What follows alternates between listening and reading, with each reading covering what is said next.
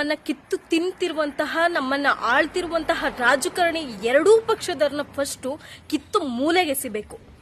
ಪ್ರತಿದಿನ ಪ್ರತಿ ಕ್ಷಣ ಜನರ ಜೀವನದ ಜೊತೆಗೆ ಹಾಗೆ ವಿದ್ಯಾರ್ಥಿಗಳ ಜೀವನದ ಜೊತೆಗೆ ಆಟ ಆಡ್ಲಿಕ್ಕೆ ಶುರು ಮಾಡಿದ್ದಾರೆ.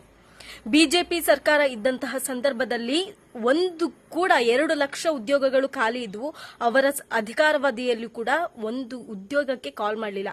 ಇವಾಗ ಹತ್ತತ್ರ 3 ಲಕ್ಷ ಉದ್ಯೋಗಗಳು ಖಾಲಿ ಇದ್ರು ಕೂಡ, ಸರ್ಕಾರಿ ಹುದ್ದೆಗಳು ಖಾಲಿ ಇದ್ರು ಕೂಡ ಇವತ್ತಿಗೂ ಒಂದು ಪೋಸ್ಟ್ ಕಾಲ್ ಮಾಡ್ತಾ ಇಲ್ಲ ಕರ್ನಾಟಕ ರಾಜ್ಯದಲ್ಲಿ.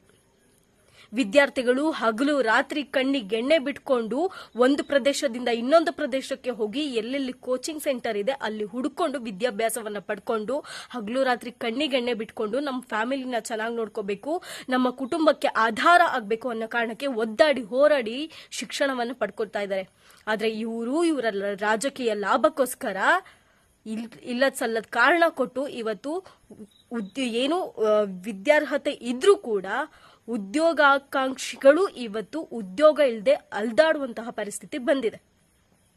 ನಾವು ನಮ್ಮ ಫ್ಯಾಮಿಲಿಗೆ ಒಂದು ಆಧಾರ ಆಗಬೇಕು ಅಂತ ಸರ್ಕಾರಿ ಹುದ್ದೆ ಹಿಡಿಬೇಕು ಅನ್ನೋದಕ್ಕೋಸ್ಕರ ಶಿಕ್ಷಣವನ್ನ ಪಡ್ಕೊಂಡ್ರು ಕೂಡ ಇವತ್ತು ಏನೂ ಕೂಡ ಪ್ರಯೋಜನಕ್ಕೆ ಬರ್ದೇ ಇರೋ ರೀತಿ ಆಗ್ತದೆ. ಇವತ್ತು ಧಾರವಾಡದ ಶ್ರೀನಗರ ಆಗಿರ್ಬೋದು, ಸಪ್ತಾಪುರದಲ್ಲಿ ಆಗಿರ್ಬೋದು ವಿದ್ಯಾರ್ಥಿಗಳು ಹೋರಾಟವನ್ನ ಮಾಡ್ತಾ ಇದ್ದಾರೆ.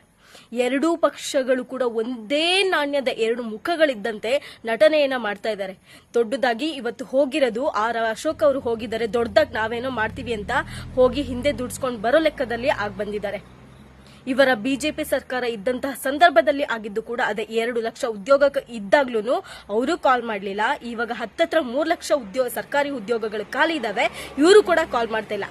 ಏನು ಅನ್ಕೊಂಡಿದ್ದಾರೆ ಎಲ್ಲರೂ ಕೂಡ 2 ಪಕ್ಷಗಳು ಸೇರ್ಕೊಂಡು ಜನಜೀವನ ಜೊತೆ ಆಟ ಆಡೋದ್ರ ಜೊತೆಗೆ ವಿದ್ಯಾರ್ಥಿಗಳ ಭವಿಷ್ಯದ ಜೊತೆ ಆಟ ಆಡ್ತಾ ಇದ್ದಾರೆ. ನೀವು ಕೋಟಿಗಟ್ಟಲೆ ಲೂಟಿ ಮಾಡಿಕೊಂಡು ತಮ್ಮ ಮಕ್ಕಳನ್ನ ಹೊರದೇಶದಲ್ಲಿ ಓದಿಸ್ಕೊಂಡು ನೀವು ರಾಜಕೀಯ ಐಷಾರಾಮಿ ಜೀವನವನ್ನ ನಡೆಸ್ಕೊಳ್ತಾ ರಾಜಕೀಯ ಹೆಸರದಲ್ಲಿ ಜನರನ್ನ ಲೂಟಿ ಮಾಡ್ತಾ ಇವತ್ತು ಎಲ್ಲರ ಭವಿಷ್ಯ ಜೊತೆ ಆಟ ಆಡ್ತಿದ್ದೀರಾ. ನಿಮ್ ಜನ್ಮಕ್ಕೆ 2 ಪಕ್ಷಗಳನ್ನ ನಾವು ಫಸ್ಟ್ ಕಿತ್ತು ಒಗಿಬೇಕು ಅನ್ಸ್ತಿದೆ. ಯಾವ್ದಾದ್ರು ಹೊಸ ಪಕ್ಷದ ಮುಖ ನೋಡಿ ಅವರಾದ್ರೂ ಏನಾದ್ರು ಅಭಿವೃದ್ಧಿ ಮಾಡ್ತಾರ ಅನ್ನೋದನ್ನ ನೋಡ್ಬೇಕಾಗಿದೆ.